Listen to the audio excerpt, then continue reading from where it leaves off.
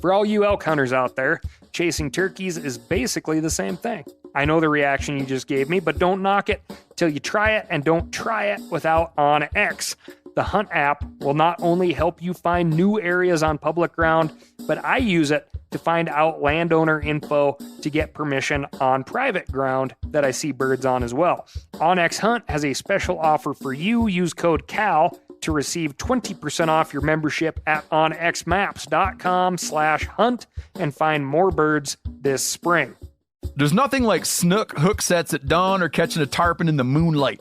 Find your next fishing trip made easy on fishingbooker.com and experience the magic of the Sunshine State or any other destination on your fishing bucket list. Book a blue water adventure in search of sailfish or go snapper fishing with the kids. With over 6,000 captains and trips to choose from, planning your next one just got a whole lot easier. Download the Fishing Booker app on the Google Play or App Store, or visit them online at fishingbooker.com to book your trip today. I'm sure a lot of you guys remember the old ceremonial hunting tradition of eating the heart out of the first animal you kill. Meat from those organs are among the most nutrient-rich foods on the planet. You can get those same benefits your ancestors craved via convenient daily capsules from Heart and Soil. Find out more at heartandsoil.co. And remember, use code MeatEater for 10% off your purchase.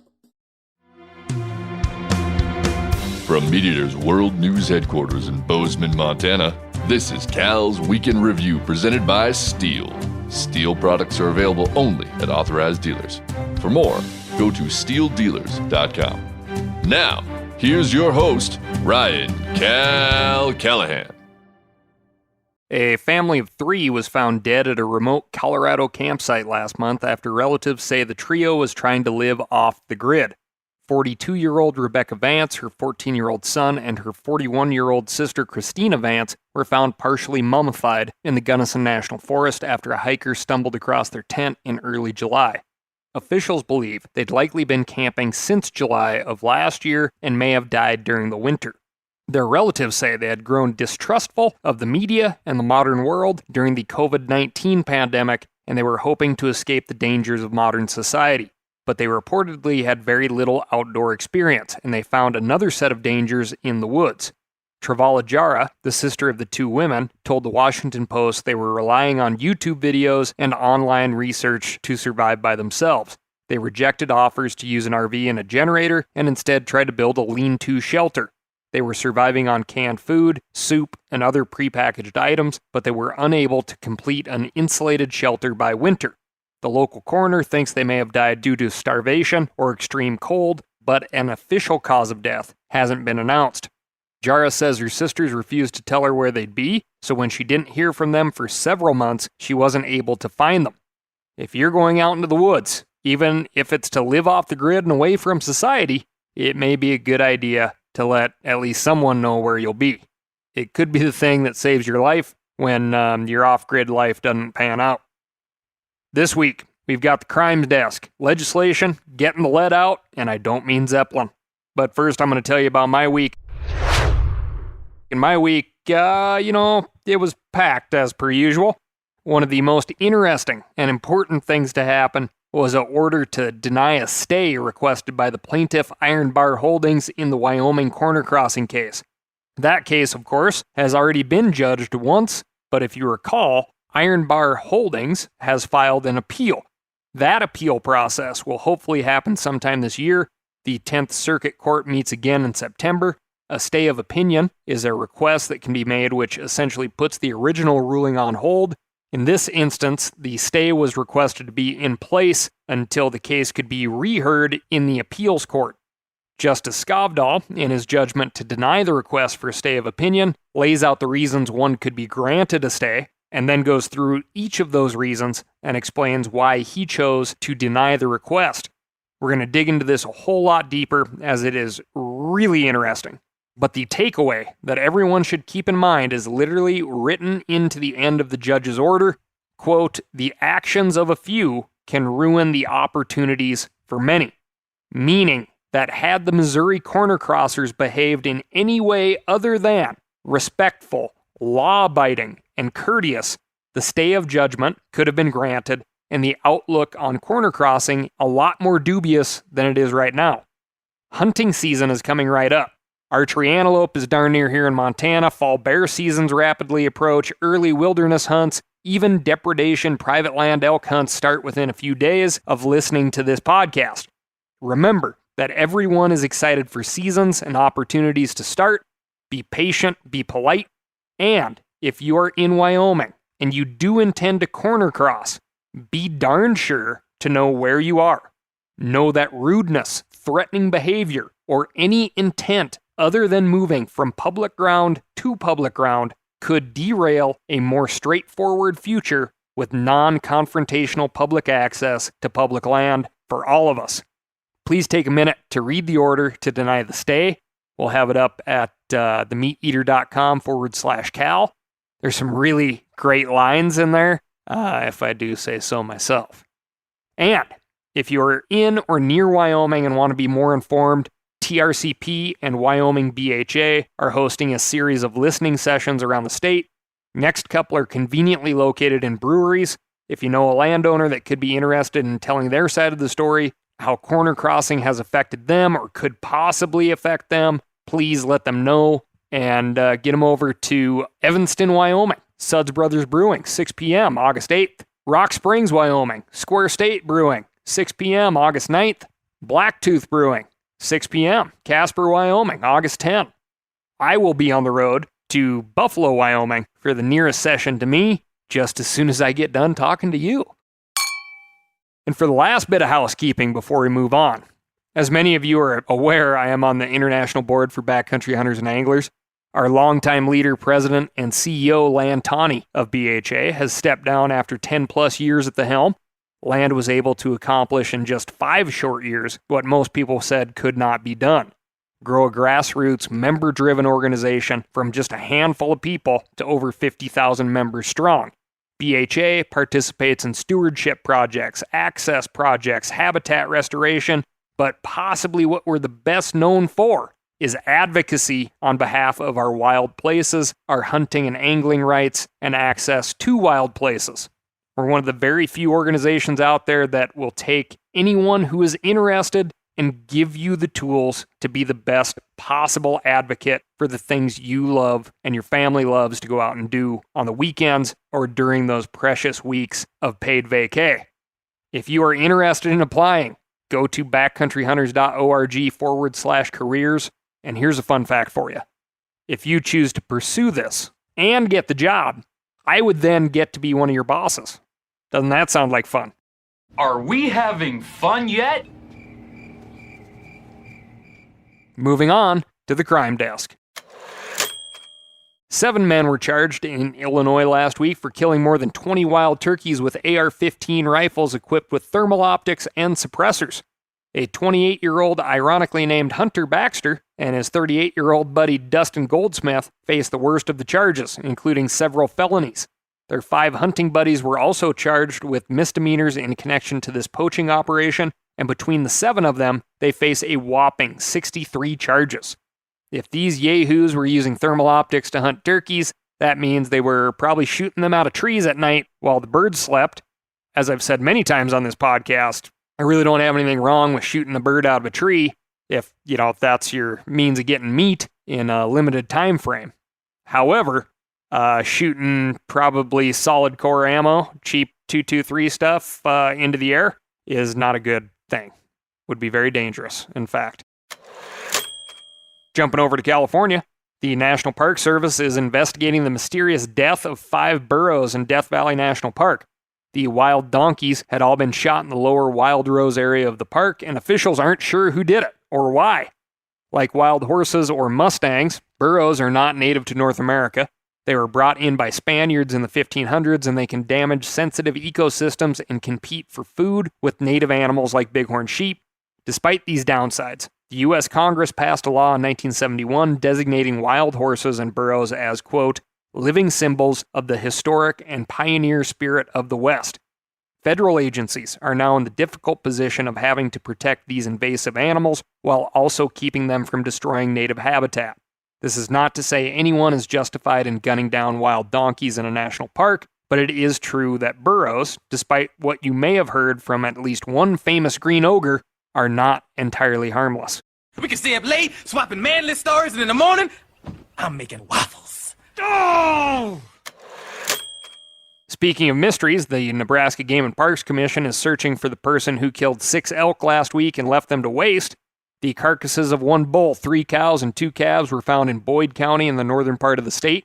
Elk season does not start until August 1st, and there was no attempt to salvage any part of the animals. A $2,000 reward is being offered for information that leads to an arrest, and tips can be submitted anonymously by calling 1-800-742-7627. Thanks to listener Jonathan Greedy for sending us that story. The U.S. Fish and Wildlife Service plans to indict 2 Alaska men for their role in running an illegal bear guiding service that offered clients prostitutes and the chance to profit from selling bear gallbladders. That's right, prostitutes and gallbladders. Buckle up, folks. Investigators say that Jun Lang, who went by the English name Harry, advertised his supposed guiding services on a Chinese language app called Little Red Book. His clients were mostly other Chinese nationals who would travel to Alaska for the chance to kill a brown bear. This scheme caught the attention of Homeland Security, and they sent agents to contact Lang and pretend to be clients. Lang charged them each $30,000 for the hunt, and he immediately used some of that money to buy himself a Mercedes SUV. He got the undercover agents bear tags by pretending that another man, Alaska resident Brian Phelan, was the brother-in-law of the 2 agents. He set up the agents in a hunting blind for 4 days, during which time they unsurprisingly saw no bears, but he did offer to secure prostitutes for the 2 agents and said he'd sell them a bear gallbladder for $5,000. Bear gallbladders have been used in traditional Chinese medicine for thousands of years. There's a big market for them in Asia, and we've referenced them before here on the show. Anyway, long story short, both Lang and Phelan have been arrested in June, and Lang was charged with attempted violation of the Lacey Act, illegal possession of a firearm by an alien, wire fraud, money laundering, and several others. If you'd like more of the interesting deets, check out the article by Eli Fournier on themeateater.com. The father of an NFL player admitted last week to killing a bald eagle that had been living in a Pittsburgh suburb. The U.S. Attorney's Office announced that 50-year-old Rodney Thomas had been indicted by a grand jury for violating the Bald and Golden Eagle Protection Act. His son, Rodney Thomas II, is a safety for the Indianapolis Colts. There are 1 million jokes I could tell about how the elder Thomas clearly has a problem with the Philadelphia Eagles, another NFL team, but I'm going to restrain myself. You're welcome. Anyway, Thomas reportedly turned himself in shortly after killing the bird with an air rifle in Mount Pleasant, Pennsylvania. The bird was one of a pair that had been nesting in the area for the last 20 years. The eagles had raised several clutches of eaglets over the decades and were a favorite spectacle for local residents. It is unclear at this point what motivated the killing, but residents have been angry that the name of the perpetrator wasn't released for more than 2 months. I have serious doubts that being the father of an NFL safety gets you much special treatment, but I suppose stranger things have happened. In Texas, a Karnes County game warden was called to the scene of a man lying on the ground next to a dead deer, but the man wasn't dead. In fact, he wasn't even injured, at least not seriously. The witness who found the man had heard a shot from a nearby road and yelled to ask the shooter what he was doing. The shooter, who turned out to be a poacher and the aforementioned prone individual, ran into the woods. He later told the game warden that he'd had a few beers and decided to take home some venison. The beers convinced him that poaching was a good idea and apparently that he might be able to get away with it by playing possum. Which brings up the true victim here, possums. Possums eat ticks, they can get bitten repeatedly by rattlesnakes and live. We can get anti-venom from them. They're super cool critters. They should not be brought up in the same sentence as a no-good, dirty down poacher. For all you elk hunters out there, chasing turkeys is basically the same thing. I know the reaction you just gave me, but don't knock it till you try it, and don't try it without OnX. The Hunt app will not only help you find new areas on public ground, but I use it to find out landowner info to get permission on private ground that I see birds on as well. OnX Hunt has a special offer for you. Use code CAL to receive 20% off your membership at onxmaps.com/hunt and find more birds this spring. Now, a lot of you guys are familiar with the old hunting tradition of eating, some organ, the heart or a chunk of liver off the first animal you kill. I had that when I was a little kid, and it was a big deal. Organ meats were always prized by frontier people who knew the importance of getting a lot of different minerals and nutrients. And as often is the case, those guys were onto something, because organs are among the most nutrient-rich foods on the planet. And you can get the same benefits your ancestors craved via convenient daily capsules from Heart and Soil, made exclusively from regeneratively raised, grass-fed, and finished cattle. Heart and Soil's unique freeze-drying process means all those important nutrients are trapped in, ensuring you experience every one of the benefits of nature's superfood in a clean, convenient, taste-free capsule. Find out more at heartandsoil.co. And make sure to use code MeatEater for 10% off your purchase. That's heartandsoil.co. Use the code MeatEater. You ever get that feeling you're stuck inside staring at screens and a primal urge kicks in? You crave wide open spaces, fresh air, the chance to connect with the land? Well, maybe it's time to find your own piece of the wild, but searching for property can be a maze. That's where Land.com comes in. They got millions of listings across the country, from mountain ranches to hidden fishing holes. Their search tools are like a seasoned guide helping you narrow down what you want. Land.com isn't just about buying and selling. It's about finding a place to hunt, fish, explore, or simply sit by a campfire and listen to the crickets. So head over to Land.com today to turn one day into today, because trust me, there's nothing quite like the feeling of standing on your own piece of earth. Moving on to the ammo desk. The U.S. Fish and Wildlife Service made waves last month when they announced a plan to phase out the use of lead tackle and ammunition at 8 national wildlife refuges. But state agencies are also making changes to how hunters are allowed to use lead ammunition. The Minnesota Department of Natural Resources announced this month that lead ammunition will be banned on certain state-owned lands starting this fall. The Minnesota Department of Natural Resources is justifying the decision based on their fear that animals like eagles, ravens, hawks, and bobcats will ingest lead fragments from bullets. In addition, they say lead ammunition left on the landscape can leach into soil and waters. The ammunition ban is limited to special hunts in state parks and recreation areas or scientific and natural areas where hunting is allowed.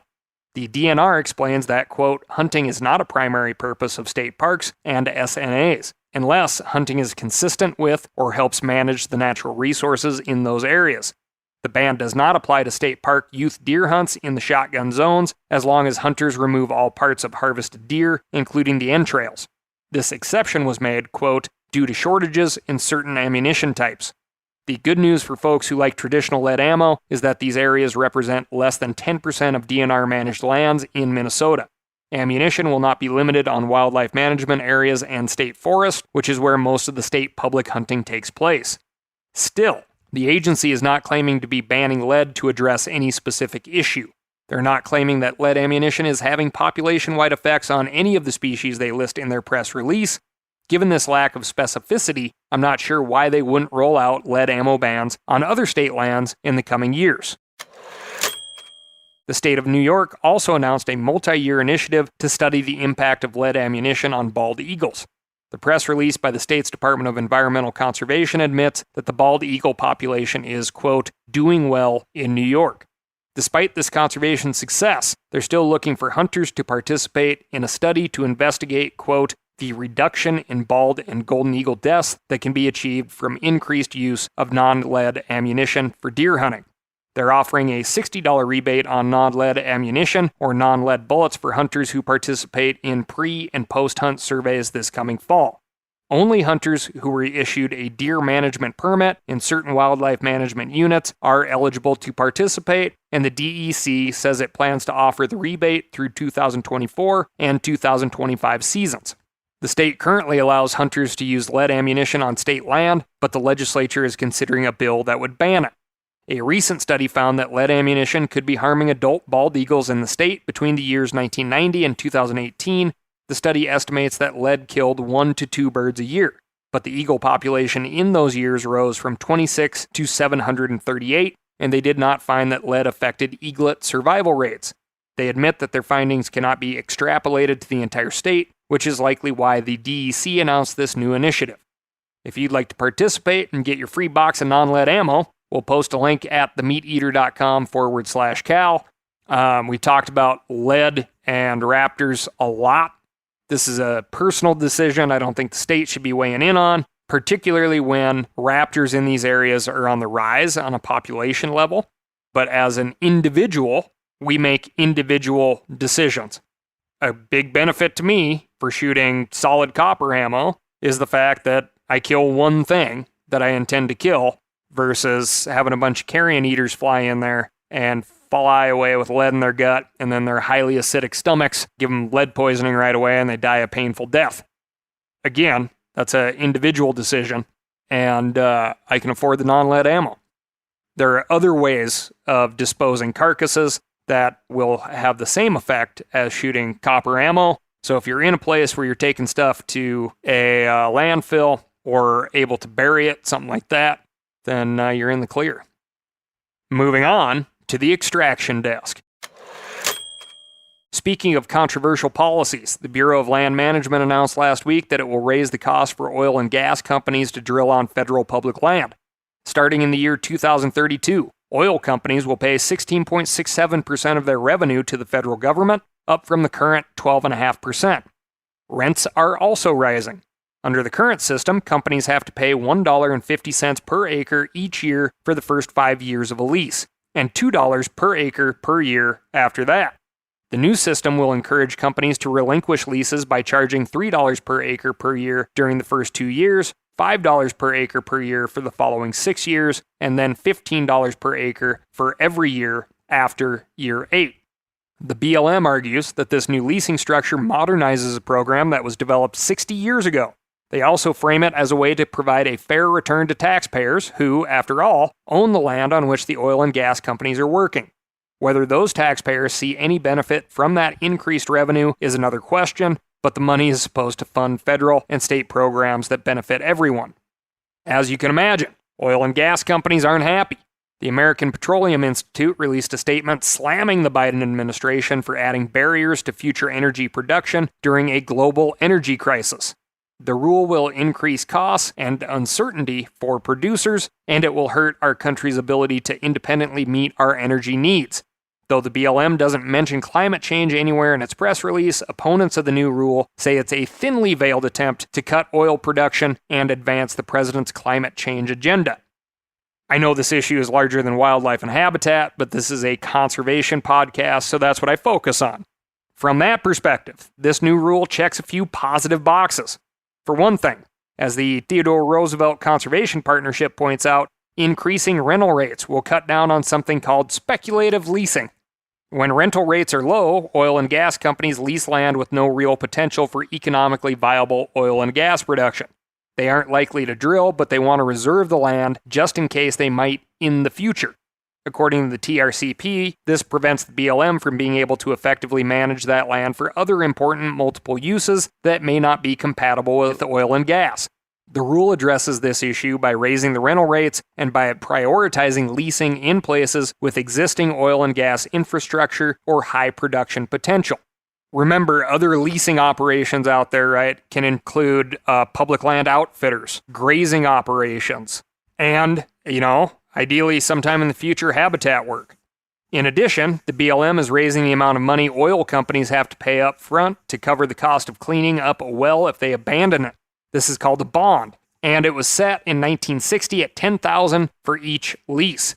The new bond amount will be $150,000 for a single lease or $500,000 for a statewide lease.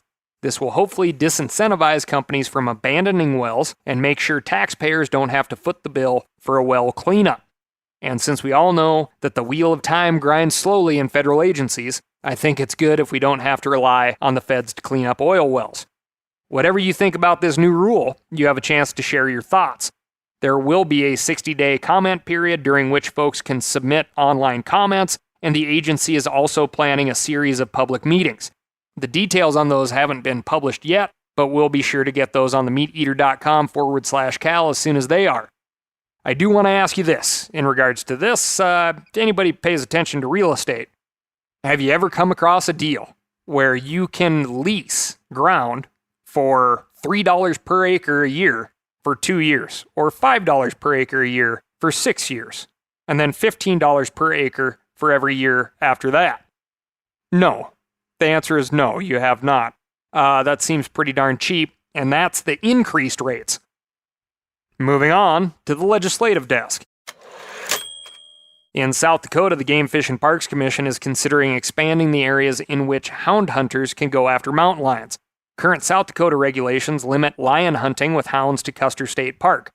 One of these petitions could expand hound hunting to all public land outside the Fire Protection District without the need to start on private land.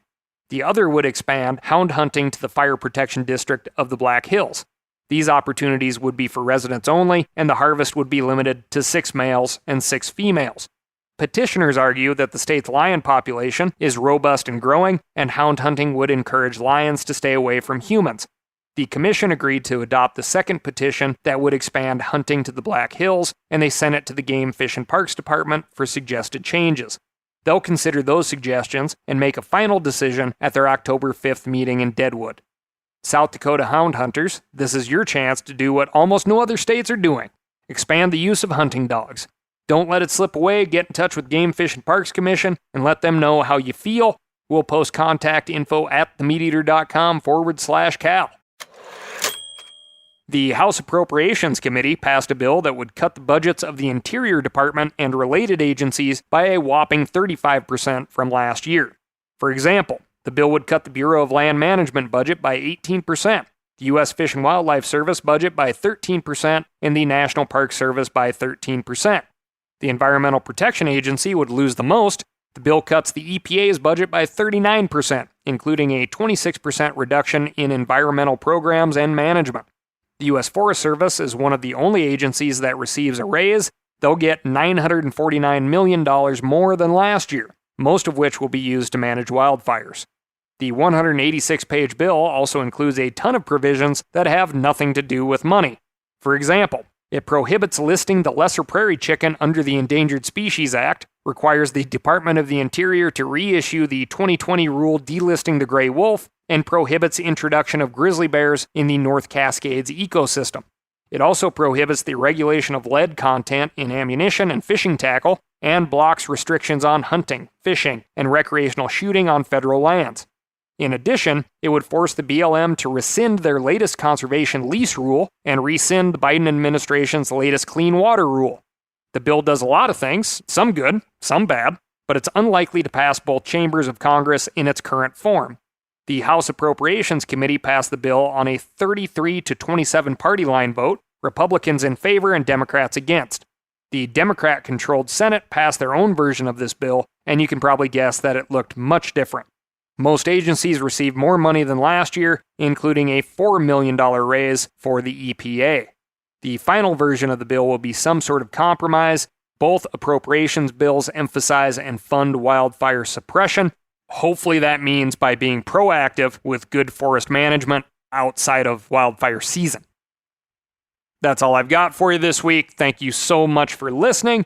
As per usual, write in to ASKCAL, that's AskCal, at themeateater.com, and let me know what's going on in your neck of the woods.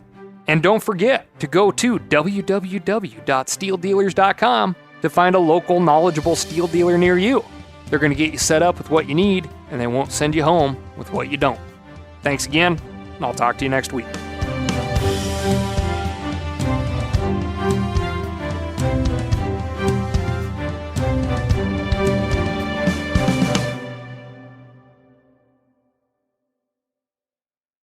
I'm sure a lot of you guys remember the old ceremonial hunting tradition of eating the heart out of the first animal you kill. Meat from those organs are among the most nutrient-rich foods on the planet. You can get those same benefits your ancestors craved via convenient daily capsules from Heart and Soil. Find out more at heartandsoil.co. And remember, use code MeatEater for 10% off your purchase.